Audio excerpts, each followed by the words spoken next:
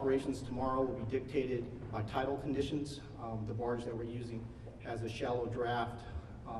We're going to wait till high tide, probably close to around 10 o'clock before we can start actually begin transferring those items from the barge over to the transport that will eventually bring them over to Hangar 7, and then returning back out to complete our operation. Over the next 24 hours, our goal is really to complete our commitment to finishing the civilian plane recovery. Tomorrow, our goal is going to be the cockpit. That goal may be impacted tomorrow by a couple of environmental conditions, notably the wind, but we're going to stay conscious of kind of where those gusts and sustained winds are, and we'll make sure that we're communicating that effectively. We're still committed to our dedicated plan of making sure that we plan, prep, assess before we execute. We're really thankful for all the cooperation that we've had so far from the Unified Command. Thank you very much, and I'll be standing by for additional questions, and I'll be followed by Assistant Chief Steen. Good afternoon. I'm Assistant Fire Chief Gary Steen. I would like to thank the U.S. Army Corps of Engineers, Colonel Para, and all of our other partners that have been out through this process. We'd like to now provide an update on the recovery of operations. Throughout the day, our police and fire crews, along with regional partners, have been working closely with the U.S.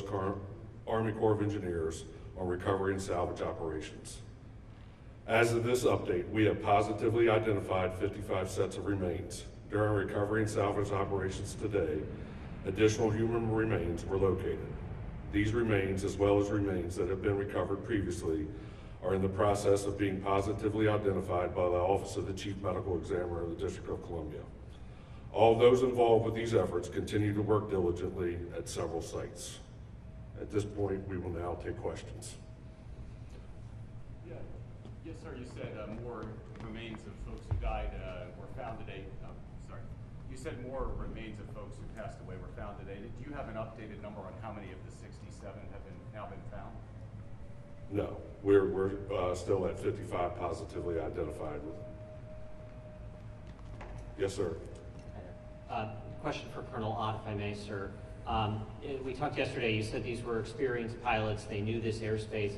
Is there any reason why Army helicopters would be flying above that 200-foot line as it appears in this case? Yeah, so I think it's important for us to not speculate, because there are all kinds of reasons that you could deviate from an altitude. You know, something as simple as a flock of birds is in front of you, or you may deviate if you see something that's an obstacle or other threat to your flight. And so I would wait and caution everybody, let's just wait until the NTSB investigation. I know we all want answers. We want to know also. But all that should come out, and we should have a better picture once the cockpit data, recorders, and that are analyzed. Yep. Yes, sir. Question for you. Skyler under CBS News. I know you were talking about the timeline for the salvage operation. Are you still on track with that, given the success today? I know you said that there could potentially be some challenges tomorrow. Could that delay things? Or? Yeah, so the question is about whether or not we're concerned about the timeline being delayed for our salvage operations. We do believe that we're on track. I think we were very successful today. Every day we set a goal for what we're trying to accomplish. Our goal for today was to get to the engine, the fuselage, and the wing, and we're going to be successful by the end of the day. Our goal for tomorrow, based on the reduced timeline and the environmental conditions, is the cockpit, and we equally think we're going to be successful. Yes, sir. Hi, Chief. Tom Costello with NBC News.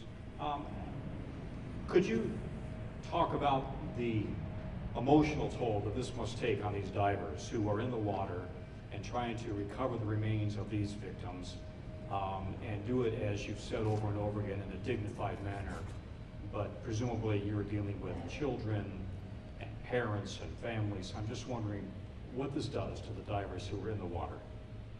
So the question was about the emotional toll that this takes on the divers and first responders, and even on all of our other partners, right? So this is tragic, right? And we've had peer support in place since the first hours of the incident to help provide that additional help that they need, and we will continue with that. throughout the rest of their careers if necessary to provide them that support. But I mean, it is tragic, and everything imaginable that you can think of, right, that is what they're dealing with day in and day out. And we're going to continue to provide support to them. Yes, sir. Can you describe how you came up with this plan to strategically take out each of those elements that you just described?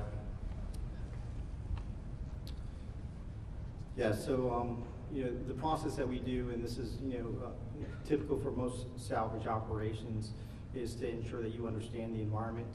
So there is a series of iterative events that kind of inform the dive and salvage process.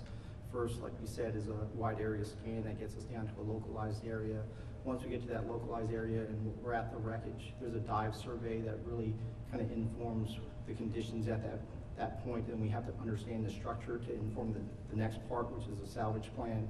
The salvage plan is really the execution of kind of how we're gonna lift that day. Now, the only change to any of that is the process that we're doing that addresses the human remains that we talked about before.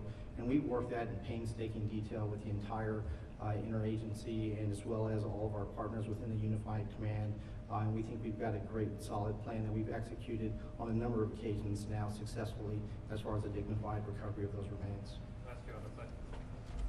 Yes, ma'am. Yes, in previous briefings, it was said that in order to recover the rest of the victims, it would require the removal of the wreckage. Is it still believed that the remaining remains, the remaining bodies are within the wreckage at this point? I believe that is accurate, yes. Yes, ma'am, right here. Similar question. Okay. Anyone? All right, thank you, everybody. Thank you.